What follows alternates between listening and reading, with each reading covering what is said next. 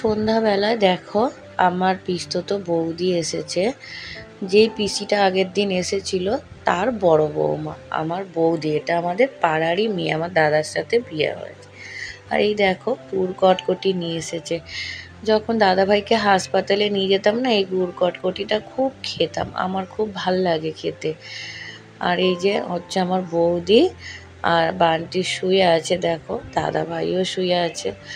সবাই এতদিন তো সেইভাবে কেউ আসে না, এখন সবাই দেখতে আসছে। কেউ দেখতে আসলে ভালো লাগে, কিন্তু মনে কোথাও না একটা ভয় লাগে, জানো তো। তা বৌদিও অনেকক্ষণ ছিল, চলে গেছে। তারপর এখানে মা এসেছে। আমাদের জ্বর না একটু কমছে, আবার সন্ধ্যের দিকে জ্বর খুব বেড়ে যাচ্ছে। আর তারপরে মা বলল যে তাহলে ব্লাড পরীক্ষা করা হোক তোদের। আর এখন যেহেতু মা এগুলো করে নিজে হাতে, তা মা বলল আমি যখন নিজে হাতেই করি আমি করব। আর দাদাভাই এখানে ঘুমোচ্ছে, এটা কিন্তু খুব কষ্ট পাচ্ছে। এটার রবিবার রাতে দাদাভাই ওদিন সারাদিন কিছু খায়নি, আর টয়লেট পটি সবই বন্ধ হয়ে গেছে, তার জন্য কষ্ট পাচ্ছে। আর এখানে মা দেখো এইভাবে কিন্তু ছোটোবেলাতেও আমাদের বাড়িতে এসে প্রতি মাসে ব্লাড পরীক্ষা করে যেত। তা এখন এটা মা করে। তা মা বললো আমি যখন করি তো আমি নিয়ে যাচ্ছি, আর কষ্ট করে যেতে হবে না। তা বান্টি তো কি সুন্দর নিয়ে নিল, বান্টির লাগলোও না। আর আমারই যেন কেন যে লাগলো কত, তোমরা দেখতেই পাবে। দেখো, তা তোমাদের সামনে সবটাই দেখালাম যে এইভাবে ব্লাডটা পরীক্ষা করে। এখনও আমরা রিপোর্ট পাইনি, মা রিপোর্ট আনলে তোমাদের নিশ্চয়ই জানাবো যে রিপোর্টে কি বেরিয়েছে। তা এভাবে দু রকম ব্লাড টেস্ট হবে। একটা দেখলাম মা গোল করে নিল ব্লাডটা, আর একটা চৌকো। ছোটোবেলায় না জানো তো, এক জেঠিমা আসতো, উনি হেলথে চাকরি করতো।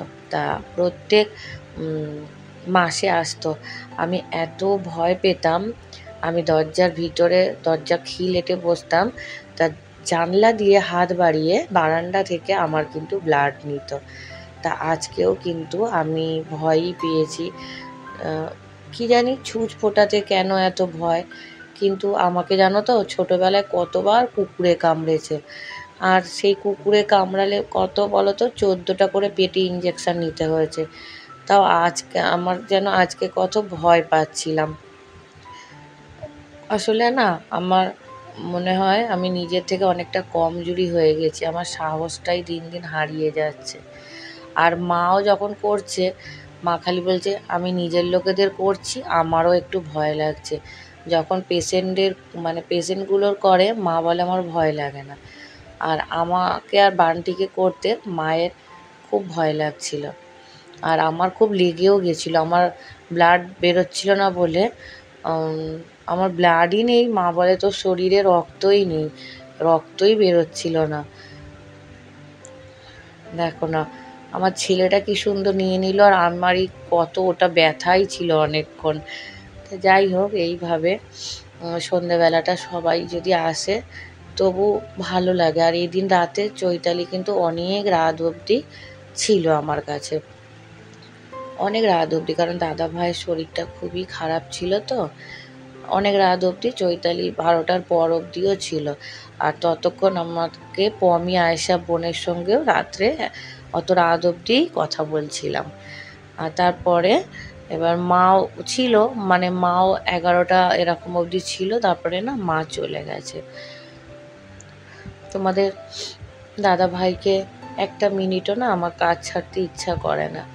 আর তোমরা প্রত্যেকটা মানুষ এত ভালোভাবে আমাকে সাপোর্ট করছো, এত ভালোভাবে আগলে রেখেছো, মানে সবাইকে মনে হয় বুকের মধ্যে আগলে রেখে দিই। এত ভালো মানুষ ইউটিউবে এসে পেয়েছি তোমাদের, কি বলবো, প্রত্যেকটা মানুষকে মনে হয় যেন একসাথে যদি পেতাম, এটা মনে হয়। জানি না কদিন ইউটিউবে কাজ করতে পারবো আমি, আমার মনে সব সময় হয় আমি মনে আর বেশি দিন ইউটিউবে কাজ করতে পারবো না, জানো তো। জানি না, মনটা সব সময় একই কথা বলতে থাকে যখন একা থাকি তো। আর এটাই মনে হয়, আমি মনে আর বেশি দিন নয়। জানি তোমরা শুনলে কষ্ট পাবে, তাও বললাম। তার পরের দিন সোমবার। সোমবার শরীরটা ভালো ছিল না, কিন্তু তাও আমাকে উপোসটা তো করতে হবে। আর 6টা বাকি, মানে আজকে করে নিলাম আর 5টা বাকি। তা একটু বেলা করেই আমাকে ওই ভাইটা ফুল এনে দিয়েছে। সব ফুল আর পাওয়া যাচ্ছে না বর্ষার জন্য। তা যেটুকু পাওয়া গেছে সেটুকু দিয়েই আমার ভগবানের সেবা আমি করে নিয়েছি। কিন্তু জানি না, ঠাকুর সেবা করতে করতে আমার খুব মাথা ঘুরে গিয়েছিল, মনে হচ্ছিল আমি বিছানায় গিয়ে শুয়ে পড়ি। চৈতালিও এসেছিল, আমাকে একটু বলল, বৌদি তুমি ভাত খাবে? আমি বললাম না রে, আমাকে একটু কষ্ট করতে দে, ভাত আমি খাবো না। তা ও আমাকে একটু পরোটা একটু আলু ভাজা করে দিয়েছিল, মুখে কিছু ভালো লাগছে না তো। দেখো ঠাকুর সেবা দিয়ে এখন কিন্তু 1টা বেজে গেছে। আর একটু জিলিপি, ওই ভাইটাই একটু জিলিপি এনে দিয়েছিল, তা ওই জিলিপিটাই একটুখানি খেলাম। তারপর খেয়ে, আর দেখো ঝমঝমিয়ে বৃষ্টি হয়ে গেল। আর বাবু আজকে ছুটি করেছে, তোমাদের দাদা ভাইকে নিয়ে ওই পরীক্ষা করাতে যাবে, ইকো করাতে। জানো ইকো করাতে কত পড়বে? 3600 টাকা। ওটা তো হাসপাতালে হয়, আর সময় তো নেই, দুদিনের মধ্যে করাতে দিয়েছে। কত খুঁজে খুঁজে মানে একটা নার্সিং হোমে করানো হলো, 3600 টাকা পড়ছে, মানে এত খরচ। আর এই যে দেখো কদিন দাদাভাইকে পাতা শুকনো হয়ে পচে যাচ্ছে, ওষুধ 1-2 দিন দিতেই পারিনি। তা আবার এই যে পাতা আনা হলো, এগুলো কিন্তু দাদাভাইকে আবার ওষুধ কালকে থেকে দেব। আর আমি হেলথ সেন্টারে কিন্তু আজ এবারে ব্লাড পরীক্ষা করেছিলাম। যে দাদাটা ব্লাড নেয় সে বলেছিল এত এত টাকা দিয়ে ব্লাড পরীক্ষা করাও, হেলথে আসো, মা যেখানে চাকরি করে মানে ওখানেও মানে 2600 টাকার মতন পড়ে, যে ব্লাডগুলো আমরা পরীক্ষা করি। আর বিনা পয়সায় করে দিয়েছিল। আর এই দেখো তোমাদেরকে না শেয়ারই করতে পারিনি এই সিটি স্ক্যানের রিপোর্ট, কারণ এই যে জ্বর জ্বালা এত কিছু গেল সেই কারণে। তাই দেখে নাও দাদা ভাইয়ের এই সিটি স্ক্যানের রিপোর্টটা দিয়ে এসেছিল। এটা আসার পরে এটাই আনতে গিয়ে বৃষ্টিতে ভিজে মানে আমার জ্বরটা বাঁধিয়েছিলাম। আর 2 জায়গায় হয়েছিল, পেটে আর বুকে, 2 জায়গায় কিন্তু সিটি স্ক্যানটা দাদা ভাইয়ের হয়েছিল। আর এটার পরেই কিন্তু হাসপাতালে যাওয়া হয়েছিল শুক্রবার, তোমরা জানোই। সেখানে এই যে টিকিটটা দেখো, এটা করানো হয়েছিল। আর এটা দাদাভাইকে ইসিজি, ইকো আর ব্লাড টেস্ট করতে দিয়েছিল। আর হ্যাঁ, তোমাদের বলেইছিলাম দাদাভাইয়ের সুগার এসে গেছে। ওটা ডক্টর বলেছে টেনশানের জন্য সুগারটা এসছে। টেনশান চলে গেলে সুগারটা আবার কিন্তু হয়তো নর্মালে হতে পারে, তবুও আমাদের সাবধানতে থাকতে হবে। আর তারপরে গতকাল যে ব্লাডটাও পরীক্ষা করেছিল মানে হেলথ সেন্টার থেকে, যেটায় কোনো পয়সা লাগেনি। তা ভগবানকে ভেবেছিলাম একদিকে লাগেনি, ভগবান বাঁচিয়ে দিল। কিন্তু দেখো ইকো করতে যে এত টাকা পড়ে আমি জানতাম না। এই যে আমি যখনই ভাবি আমাকে ভগবান বাঁচালো, তখনই ভগবান আমাকে না আরও বেশি করেই মেরে দেয়। এই ব্লাডটা কিন্তু বিনা পয়সায় হয়েছে ওই দাদাটার জন্যই, যে দাদাটা পরীক্ষা করায়। উনিই বলেছিল এত টাকা, এখানে একটু কষ্ট করে শুধু 4 বার যেতে হয়েছিল আমাদের। সকালবেলা একবার খালি পেটে, মানে সকালে না বেলায়, আবার দুপুরে। তা এই হলো তার রিপোর্ট। আর তারপরে এখন মানে ওই ইসিজির রিপোর্টটা দেখো, এটা মানে টাকা জমা পড়ে গেছে, এটা আনতে হবে।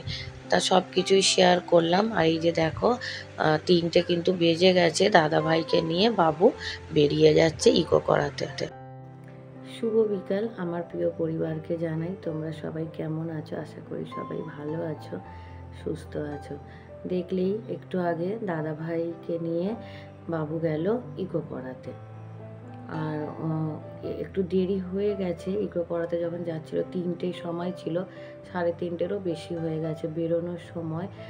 দাদা ভাইয়ের খুব কোমরের যন্ত্রণা, পায়ের যন্ত্রণা করছিল, বেরোতে পারছিল না, বারবার পড়ে যাচ্ছিল।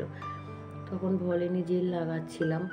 আর যেই তারপরে না মাথায় হাত বোলাচ্ছি, ঠাকুরের নাম নিচ্ছি, বলছি মনে শক্তি আনতে হবে, আমি আছি, ট্রিটমেন্টগুলো করতেই হবে। মানে যেন মনে হচ্ছে কেউ আমাদের আটকাচ্ছে।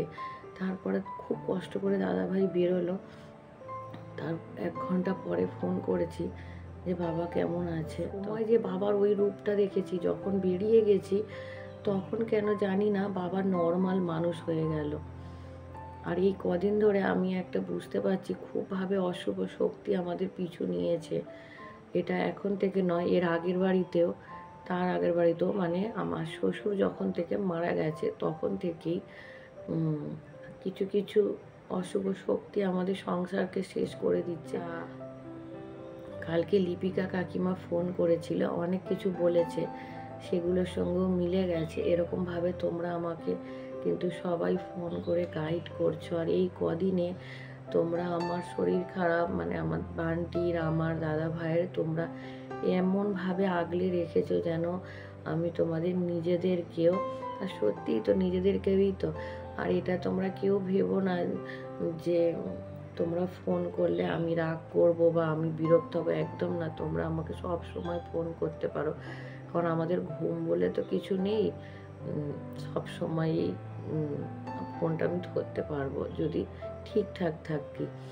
আর জানি আমার ভিডিও দেখলে অনেকের কষ্ট হয়, কান্না পায়, তোমরা অনেকে দেখো না ভিডিও, আবার অনেকে দেখে কমেন্ট করতেও পারো না। তাই এটা নিয়ে কিছু বলবো না, কারণ সত্যি কষ্ট পাওয়ারই কথা। তা শুধু এতটুকুই বলবো, এই লড়াইতে তোমরা শুরু থেকে যারা আমার সাথে ছিলে, যারা মাঝখানে এসেছো, সবাই এই লড়াইটাতে আমার সাথে আর একটু থাকো। আমি জানি না কতদিন লড়তে পারবো, কিন্তু আমি হাল ছাড়বো না। তোমরা সবাই বলে যাচ্ছ শেষ পর্যন্ত প্রার্থনা করব। তার মধ্যে আমাকে তো দিদি ভাই বোনেরা সবাই সাপোর্ট করছো। একটা ভাইয়ের কথা না বললেই নয়, বাংলা টু আরবি রফিক ভাই, সে কিন্তু ভীষণভাবেই মেন্টাল সাপোর্ট, মানসিক সাপোর্ট যেটা বলে, ভীষণভাবেই আমাকে দিচ্ছে। আমার প্রিন্স ভাইও ছিল একটা সময়, এখন হয়তো কোনো কারণে ব্যস্ত হয়ে পড়েছে। এইভাবে কিন্তু আমাকে রফিক ভাই আগলে রেখেছে, এমনকি সবাইকেই সাপোর্ট করে। ভীষণ ভালো মনের একটা মানুষ, সৎ মানুষ। তার মধ্যে উদয় ভাই, উদয় দাদা ভাই, আমি পুরোটা বলতে পারলাম না, ক্ষমা চাইছি। উদয় দাদা ভাই উনিও কিন্তু রীতিমতন আমার ভিডিও দেখে যায়, আমি যেতে পারি না। তার মধ্যে অনেকেই আছো তোমরা, সবার নামই করতে চাই, যেমন লক্ষ্মী সিম্পল লাইফস্টাইল বোন, দাস পরিবার সোমা বোন, তোমরা কিন্তু অনেকেই আছো।